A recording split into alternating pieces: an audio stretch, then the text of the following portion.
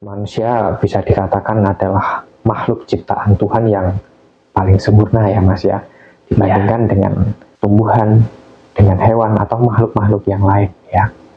Nah, ini dikarenakan kita dibekali otak dan hati Mas untuk menimbang, untuk berpikir dalam segala hal. Kalau untuk tumbuhan mungkin oke lah, gak dibekali otak dan hati ya Mas ya.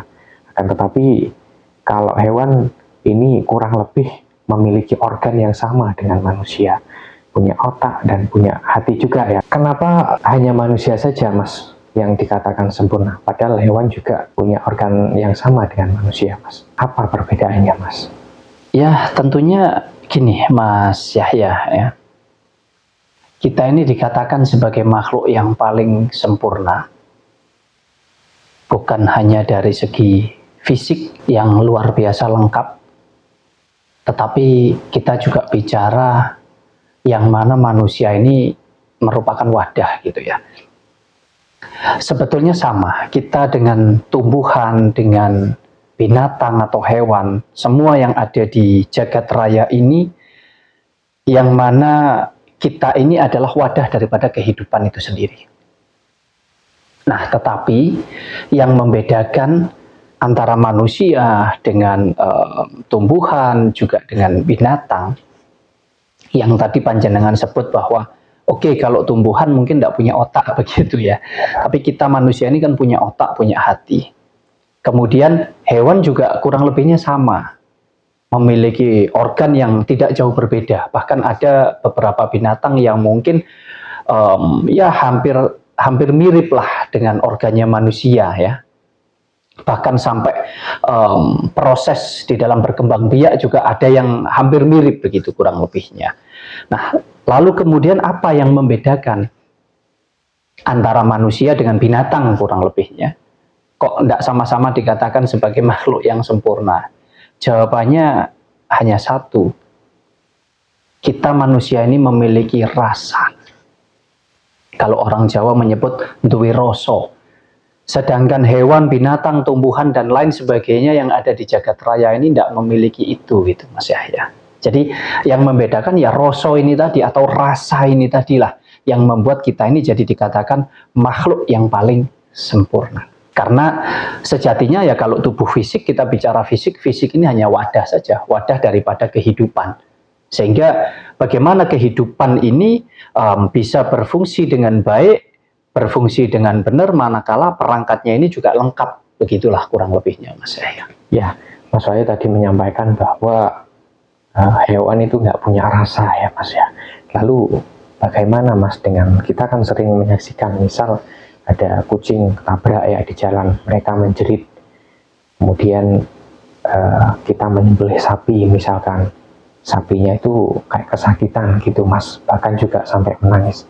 Kenapa Mas Wahyu bisa mengatakan bahwa hewan itu tidak punya rasa Mas?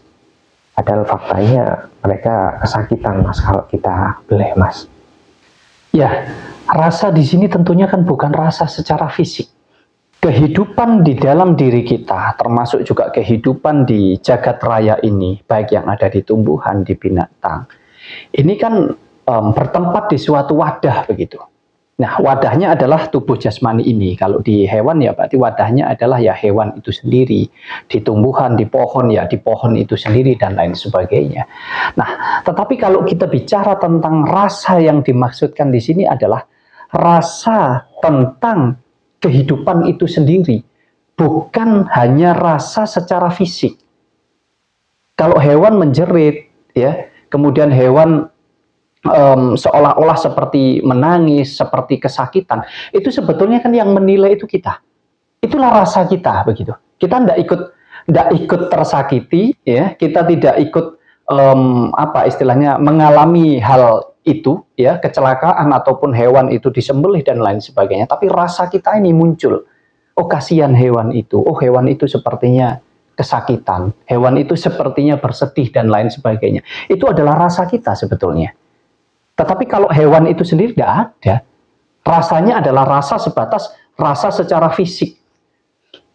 Tapi rasa yang merupakan perangkat penghubung antara wadah kita dengan Sang Pencipta itu tidak ada. Gitu loh. Jadi rasa ya, ini bukan tentang rasa. Kita bisa merasakan ketika kita dipukul kita merasa sakit begitu. Itu rasa secara fisik kita ya, yang terkoneksi melalui otak kita. Tapi kita bisa merasakan sakit tanpa kita harus disentuh. Misalkan dengan kita hanya kasih sikap atau sifat yang mungkin tidak enak mungkin, atau mungkin kita istilahnya, misalkan kita ketemu orang gitu, tapi kita hanya dipelototin misalkan, kita nggak ditegur misalkan, atau bahkan kita menegur tapi nggak dijawab misalkan, nggak dibalas. Di situ rasa kita sakit, betul nggak? Padahal nggak disentuh kita ini, tapi kita merasakan sakit. Nah, inilah yang tidak dimiliki oleh makhluk yang lainnya, kecuali kita manusia. Bisa dikatakan perangkat kita ini luar biasa lengkap. Itulah sebabnya kita disebut makhluk yang paling sempurna. Jadi yang membedakan karena yang lain tidak punya rasa. Orang duwe rasa, sedangkan kita memiliki itu.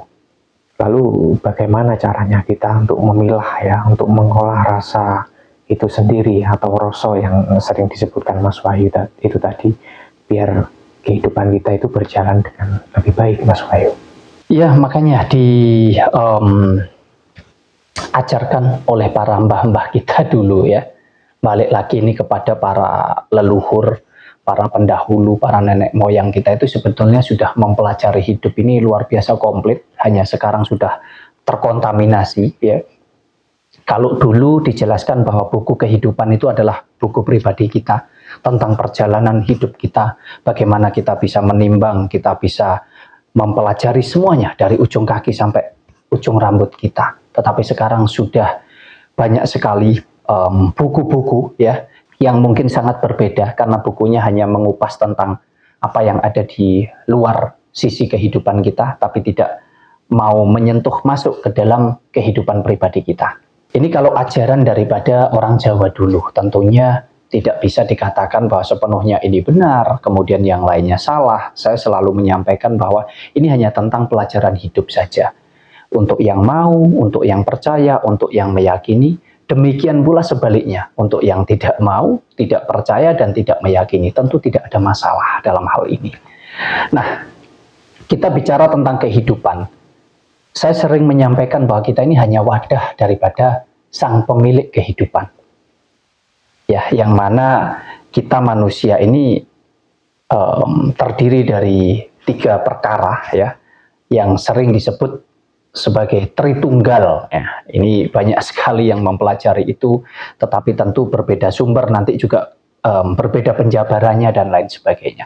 Tritunggal ini adalah tentang sukmo, rasa dan nyawa, yang mana rasa itu ada di tengah-tengah. Ini juga tidak asal-asalan. Kenapa rasa itu ada di tengah-tengah? Nah, ada sukmo, ada rasa dan ada nyawa. Dimana kalau kita bicara sukmo ini, tentu ini adalah bagian daripada hal goib, sisi goib yang ada di dalam tubuh kita, yang sering kita sebut bahwa inilah sumber kehidupan itu. Nah, kemudian masuk di dalam rasa, yang mana rasa ini dibungkus oleh siapa? Dibungkus oleh aku. Akunya bukan tubuh fisik ini ya, tapi dibungkus oleh aku. Di dalamnya itu ada rasa. Kemudian yang ketiga adalah nyawa, di mana nyawa ini adalah wadah daripada kehidupan secara fisik ini tadi ya, artinya kehidupan duniawi itu ada di nyawa ini. Kita ya kalau mau mempelajari hidup ini maka kita ngerti tatanan itu, Mas Yahya. Yang mana ketika kita menggunakan rasa kita untuk masuk ke dalam sukma kita, maka di sini yang terkoneksi adalah hubungan antara kita dengan Tuhan kita. Ini hanya untuk urusan kegoiban saja. Sedangkan rasa ini kalau masuk di dalam nyawa atau nyawa, itu akan terkoneksi dengan urusan kehidupan duniawi. Makanya tinggal kita mau menimbang, mau dibawa kemana rasa ini. Nah, yang punya pertimbangan itu adalah aku sebagai pemilik wadah kehidupan ini. Makanya, aku bisa berbuat baik, aku bisa bermanfaat baik, positif, aku juga bisa berbuat jahat atau jelek, aku juga bisa bermanfaat untuk hal-hal yang negatif. Makanya sering dikatakan bahwa ya Tuhan itu tergantung kita. Tergantung daripada sang pemilik wadah ini. Tuhan bisa menjadi baik manakala pertimbangan daripada aku ini tadi untuk memasukkan rasa ini ke dalam sukmo itu adalah untuk tujuan yang baik. Dan Tuhan bisa juga menjadi jelek manakala aku sebagai sang pemilik wadah kehidupan ini mengarahkan rasa di dalamnya ini tadi untuk hal-hal yang nggak baik. Nah, disinilah kalau kita mau mempelajari, saya sering sampaikan bahwa mencari Tuhan itu nggak usah kemana-mana, keluar kemana-mana. Mencari setan juga nggak usah keluar kemana-mana. Mencari iblis, mencari siapapun, nggak usah keluar kemana-mana. Tapi belajarlah masuk ke dalam dirimu, gitu loh.